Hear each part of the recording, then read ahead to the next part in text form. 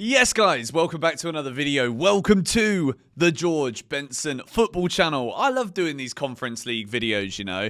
There's something about this competition this season. I'm going to say it again now at the start of this video.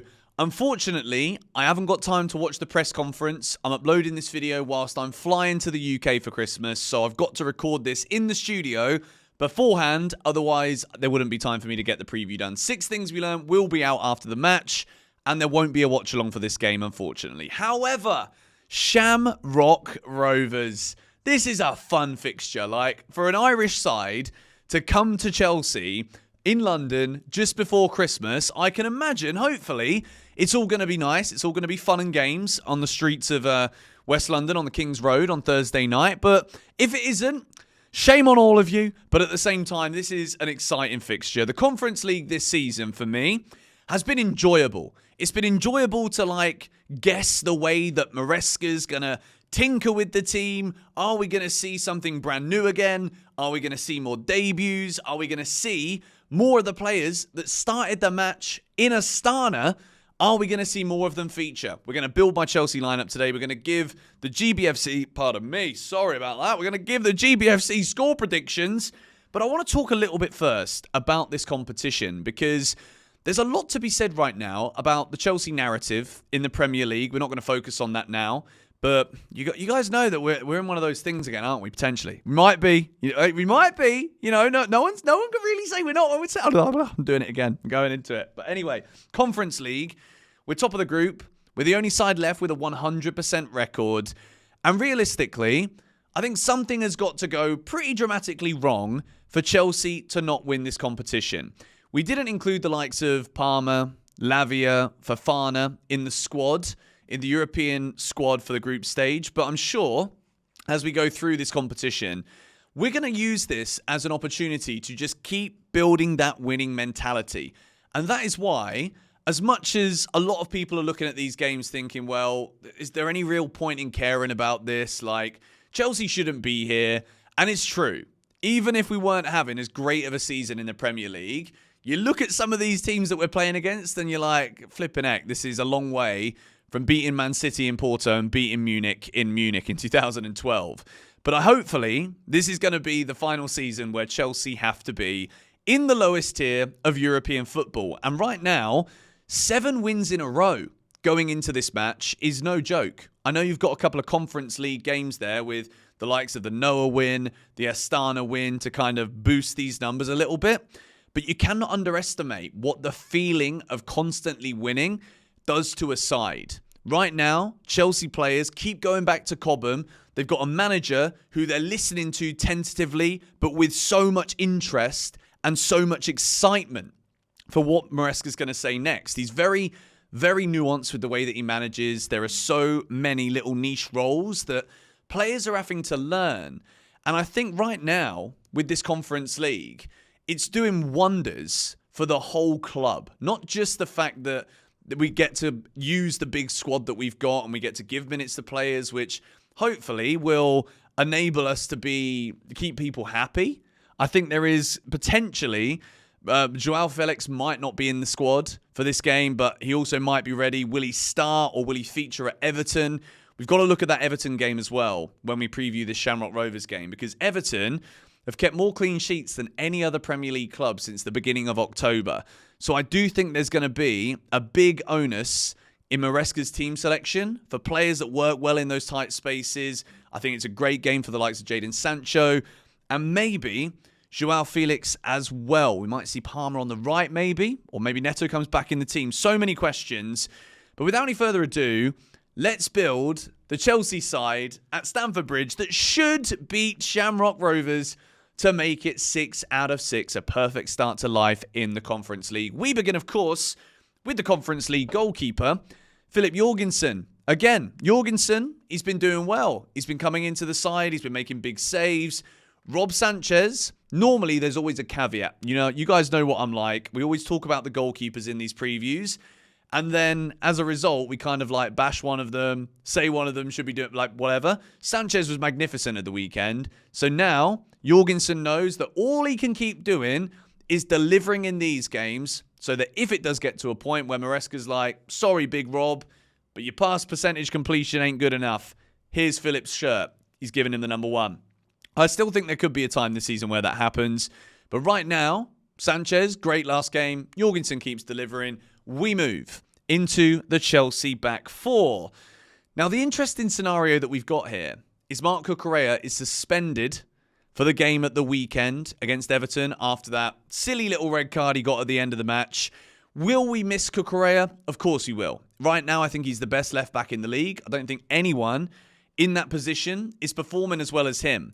So my debate here is, can Renato Vega play 2 games in the space of a few days? I'm going to say yes, he should be able to. And I'm also going to say, to make sure that Vega is match fit and sharp and ready for Everton, I'm going to start Vega at left back in this one, and then we can bring someone on to replace him later on in the game to make sure that he doesn't get injured for that match at Goodison this weekend. So, JustACoupleGs is back in at right back. I'm excited to see him at the bridge. Disasi, Benoit Badiashile, because Tosin did well at the weekend. I think Tosin will start also at Everton with Renato Vega at left back. I think the defence is obviously the position where, I'm going to do it again, we're going to talk about the title race. When people don't want to believe that Chelsea are in a title race, I think a lot of people would change their mind if we dip into the transfer market this January for a top-class centre-half. Is that going to be someone like Ruben Diaz, potentially, or would we wait till the summer? There's been links for Chelsea with Ruben Diaz from Man City. City are in a pickle right now. Chelsea know that we are probably a top-class centre-back away from actually making a serious challenge this season. So again, for Disasi and Badiashile, don't really see long-term futures. Probably not for Disasi. I think he might be sold. But he does get the captaincy in these games. So let's see where we go from there. In front of him, I don't think we're going to need all that much protection, to be fair, in this game. It's going to be Rak-Sakyi and Kiernan Dewsbury-Hall. I think Carney Chukwuemeka was ill after the Astana game. I don't really think he did too much in that match, to be fair, to be playing himself back into contention at Chelsea. I think the club have decided a while ago, Maresca's decided that Chukwuemeka doesn't have a future. So with that, I think Dewsbury-Hall obviously was a summer sign-in. He's not really impressed anyone either. I think he's been very average since he came in. But Sam Rak-Sakyi, the other night in Astana, was absolutely brilliant. He looked so calm, so composed on the ball. And again, it's credit to Enzo Maresca for not only trusting these young players, but when you see young players come in, quite often, if you don't have a fluid tactical system with instructions from the manager that everyone understands is on the same page with, quite often you see players that are that young, that inexperienced at the top level, they come in and they're kind of just like doing their thing to really impress people.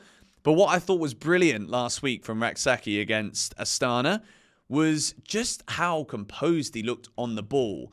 He never looked as though when he was under pressure that he didn't know where the out ball was. He was happy to turn and move and run with it, as well as distributing it very well. His pass percentage completions were fantastic in that game last week. So I think we'll see those two in the midfield. Moving into the attack, Tyreek George is going to start on the right. I love that right-hand side. JustACoupleGs. It's just an exciting time for Chelsea fans to see those academy boys.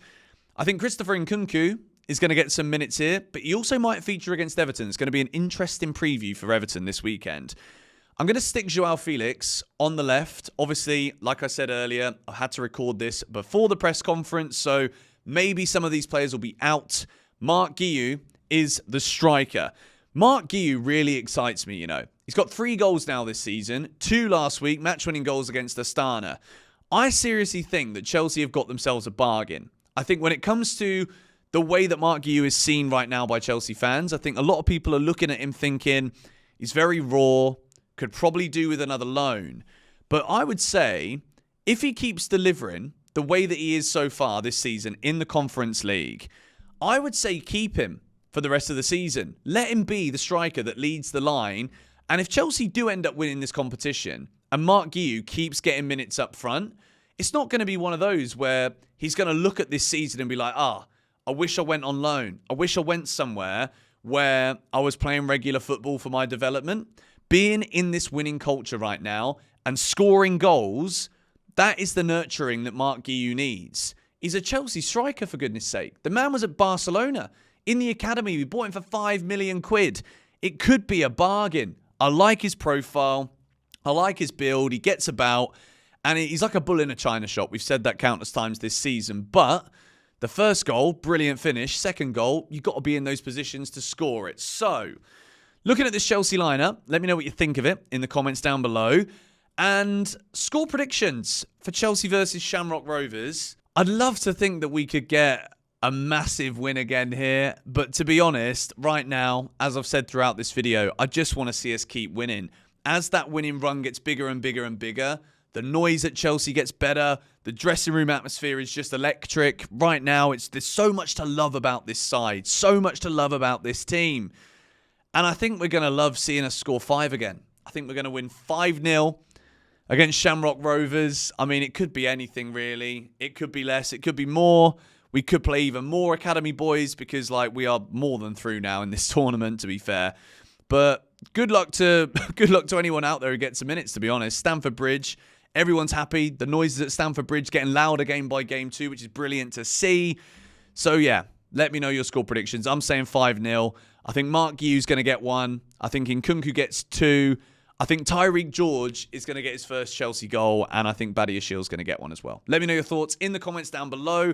And I will see you after the match for 6 Things We Learned. If there's news tomorrow morning, I'll make a news video as well. But I'm going to have limited equipment over the Christmas period. So, GBFC Studio, this is the last video you're going to be seeing in here for about 10 days. And then I'll be back around New Year to see Chelsea into 2025. Come on, you Blues.